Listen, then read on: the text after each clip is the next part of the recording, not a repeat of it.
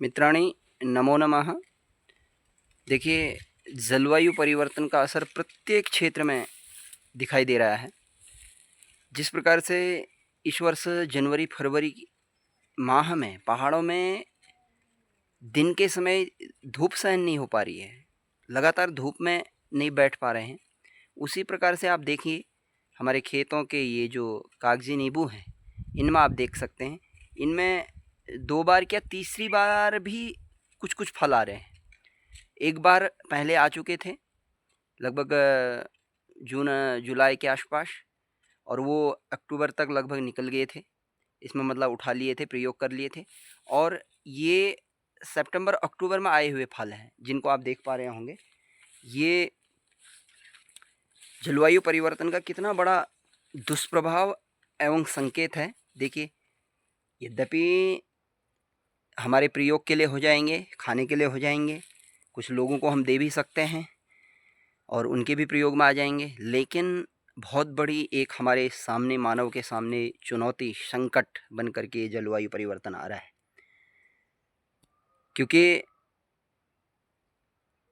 जो चीज़ जिस समय में होनी चाहिए होती है, वही शुभ संकेतक होती है। यदि गलत समय पे कोई चीज़ उत्पन्न होती है, तो उसके दुष्परिणाम भी दिखाई देते हैं। ये प्रायः लोक में देखा गया है। तो बस केवल मेरा इस वीडियो के माध्यम से बताने का यही संदेश है कि हम लोग पर्यावरण के प्रति थोड़ा बहुत जितना भी हो सकता है अपने अपने स्तर से सक्रिय होएं। यद्यपि अपनी प्रसन्नता हो जाएगी, लेकिन मैं कहूँ, जब से मैं अपनी राजकीय सेवा में आया हूँ अपने इधर गृह क्षेत्र में, तो तब से मैंने अपने खेतों में बहुत सारे जो पौधे हैं, फलदार पौधे हों, तेज पत्ते के पौधे हों और अखरोट के पौधे हों, वो उनका पालन पोषण करके, उनको रोपित करके, उनकी निराई गुड़ाई करके, यथासंभव जब भी थोड़ा बहुत समय मिलता है तो उनको सिंचित किया है और उनको पल्लवित पुष्पवित किया है। और यहाँ तक कि हमने सड़क मार्गों में भी प्रयोग किया है, यद्यपि अभी उतनी सफलता प्राप्त नहीं हुई है। और अन्य जल स्रोतों में भी हमने पौधे लगाए हैं, कुछ सफलता भी मिली है। तो ये छोटे सा एक प्रयास है। तो मैं इस वीडियो को देखने वाले सभी दर्शकों से अनुरोध करूंगा कि सभी लोग यथासंभव जहाँ पे भी स्थान मिले, और पर्वतीय क्षेत्रों में तो पर्याप्त स्थान है पौधों को लगाने के लिए, तो जितना भी समय मिले यथासंभव हमें इस पर्यावरण संरक्षण के लिए प्रयास करना चाहिए। ये तो केवल फल वाली बात है, क्योंकि जो फलदार वृक्ष हमको फल देते हैं उनसे संबंधित बात है। लेकिन और भी जो हमारे पर्यावरण के अनुकूल पौधे होते हैं, पेड़ होते हैं, उनको अधिकाधिक मात्रा में रोपित करके, जल स्रोतों के पास रोपित करके, उनके पल्लवन में, उनके विकसन में हम योगदान करें।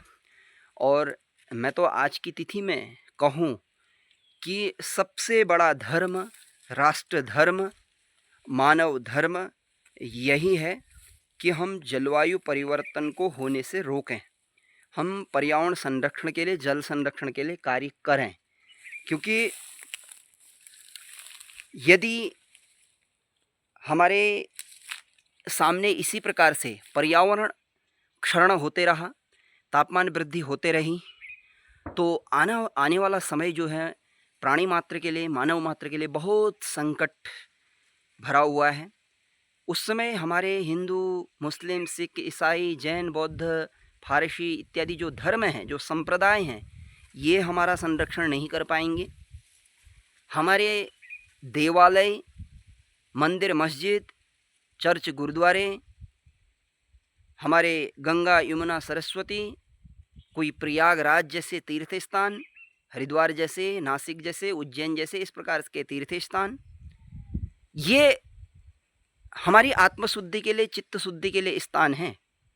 ये हमारा उस समय संरक्षण नहीं कर पाएंगे जिस समय हम इस संकट से, अभी तो हम चुनौती कर ले रहे हैं, चुनौती से लड़ ले रहे हैं। लेकिन जब ऐसी चुनौती हमारे सामने आ जाएगी कि उस चुनौती से हम लड़ नहीं सकते हैं, तो उस स्थिति में हमारे सामने बहुत बड़ा एक मानवीय संकट होगा, जीव संकट होगा कि हम अब कुछ नहीं कर सकते हैं। तो उस समय केवल पर्यावरण संरक्षण ही, जल संरक्षण ही हमारे को उस संकट से उबार सकता है। तो इसलिए एक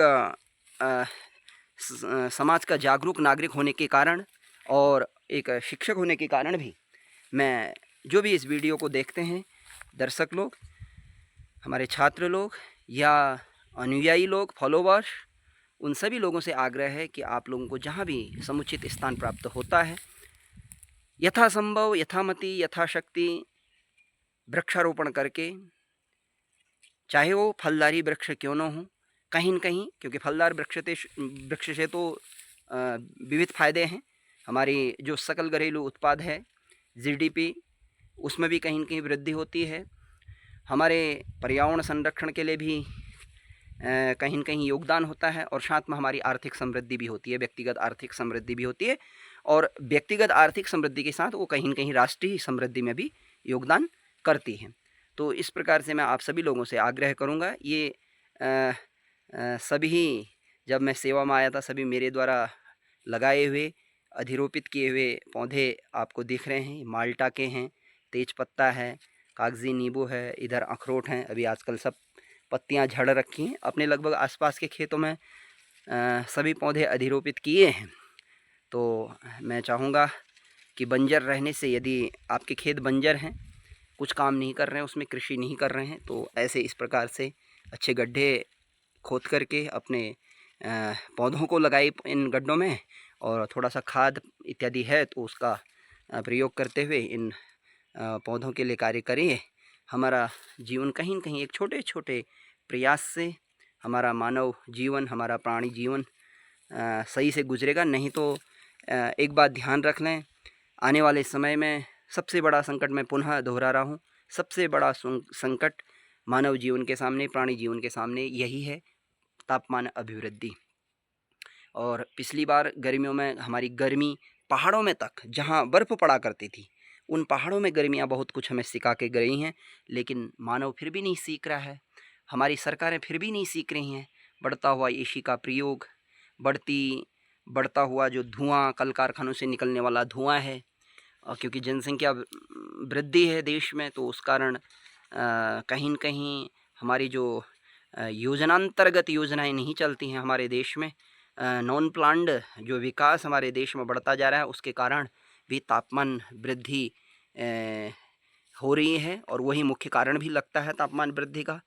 जैसे मैंने एक पिछली बार भी सुझाव दिया था कि इस प्रकार से हो सकता है कि कोई घर बना रहा है यदि 200 गज में, तो वह 200 गज उसने प्लॉट लिया है, तो वो 200 गज में केवल 100 गज में ही मकान बना सकता है। 100 गज जो बच रहा है उसके चारों ओर 4 पौधे कम से कम विकसित करने पर 1 एसी लगा सके, 2 पौधे विकसित करने पर 2 एसी लगा सके।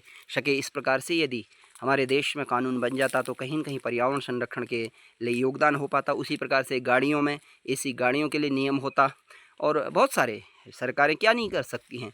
लेकिन दुखद तो यह है कि जहाँ एक तरफ हमारी चुनावी रैलीज़ भी हमारी एसी लगा करके होती हैं, और ऐसे में हम कैसे कल्पना कर सकते हैं, कैसे आशा कर सकते हैं। तो ये जागरूक नागरिकों को जागरूक होने की आवश्यकता है, और जो जागरूक नहीं हैं उनको जागरूक करने की आवश्यकता है। मैं अगले वीडियो के माध्यम से आप लोगों के सामने उपस्थित होऊंगा। तब तक के लिए धन्यवाद, नमस्कार।